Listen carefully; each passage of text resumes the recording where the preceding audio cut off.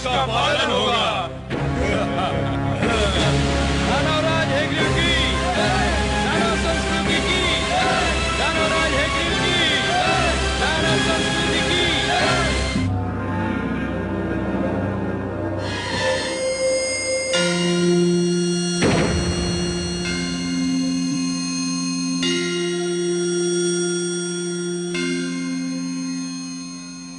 प्रणाम आदि प्रजापति ब्रह्मदेव।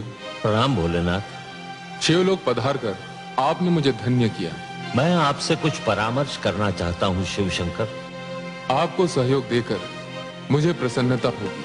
हे महेश, भगवान विष्णु ने 4 बालकों के रूप में अपनी वाणी मुझे सौंपी है और आदेश दिया है कि मैं इसे मानव तक पहुंचा दूं। ये तो आपके लिए कोई कठिन कार्य नहीं है। कठिन कार्य तो नहीं है, पर एक दुविधा ने मुझे आ घेरा है। दुविधा? और आपको? हाँ भोलेनाथ, आप तो भली भांति जानते हैं कि धरती पर क्या उत्पात मचा हुआ है। युद्ध, छल, कपट, भ्रष्टाचार, अत्याचार से धरती की दशा दयनीय हो गई है। एक मानव दूसरे मानव के रक्त का प्यासा हो रहा है। ऐसे मानव को भगवान विष्णु की दी हुई ये महान वाणी, यह अनुपम भेंट मैं कैसे सौंप सकता हूं भला? तो फिर आपने क्या निर्णय किया? कोई निर्णय लेने से पहले मेरे लिए आपकी स्वीकृति की आवश्यकता है। मेरी स्वीकृति?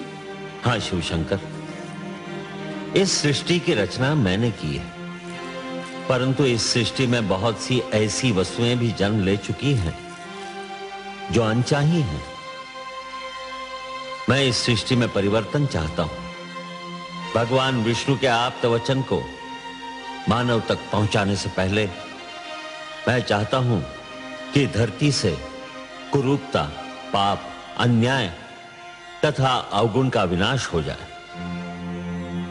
और हे महेश, यह कार्य तो केवल आप ही कर सकते हैं। हे आदि प्रजापति, इस धरती पर रूप और कुरूपता, न्याय और अन्याय तथा गुण और अवगुण एक दूसरे में इस प्रकार समाये हुए हैं, यदि एक को मिटाया जाए तो दूसरे का भी कुछ अंश मिट सकता है। पुण्य और पाप एक दूसरे में इस प्रकार उलझ गए हैं, यदि एक पर चोट की जाए तो दूसरे को भी हानि पहुंच सकती है। यह क्षेत्र आपका है भोलेनाथ, कोई और इस कार्य में हस्तक्षेप कर ही नहीं सकता। यह निर्णय केवल आप ही कर सकते हैं कि किसको नष्ट किया जाए और किसकी सुरक्षा की जाए। आप जो निर्णय करेंगे वही उचित होगा, परंतु निर्णय तो आपको करना ही होगा। मुझे सोचने का अवसर दीजिए प्रभु।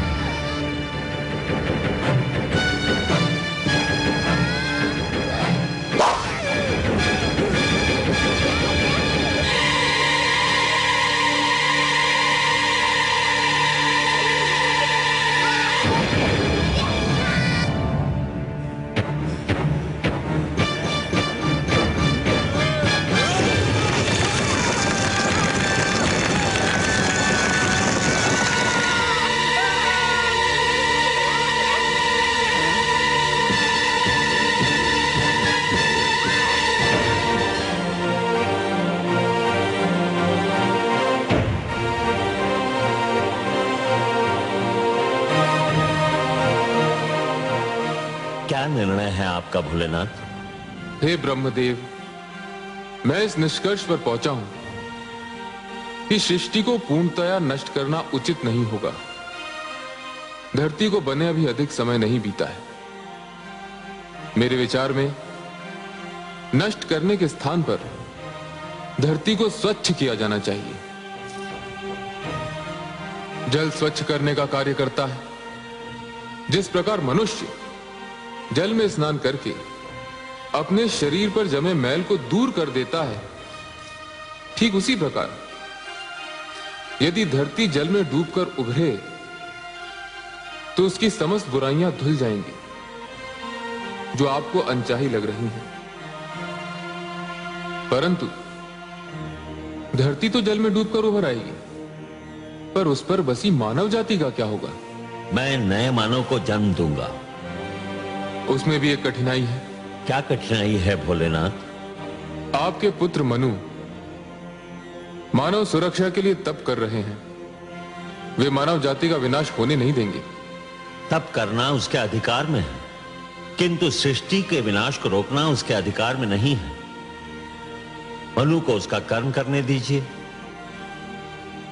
भगवान विष्णु की स्तुति कर रहा है वो।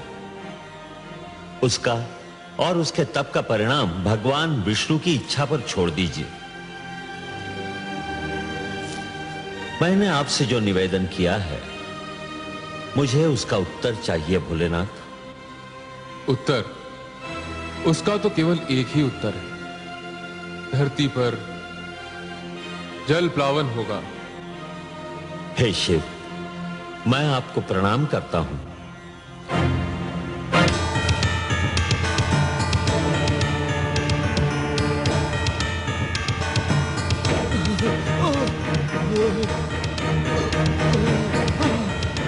दानवराज, दानवराज, हम उन बालकों का अपहरण नहीं कर सके।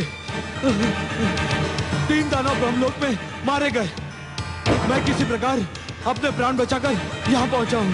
कायर, तू भी वही क्यों नहीं जलकर भस्म हो गया? मैं भी मर जाता तो ये सूचना आपको कौन देता दानवराज? सूचना समाप्त हो चुकी ना? तो फिर अब तेरा कार्य भी समाप्त हो गया। अब तुझे जीवित रहने की कोई आवश्यकता नहीं। नहीं।